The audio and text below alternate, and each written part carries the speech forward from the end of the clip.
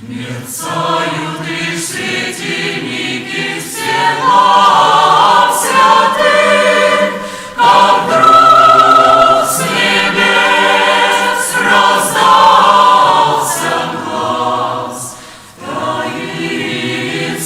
Таинственный полночный час, дремлющий отрок глас небес, он услыхал.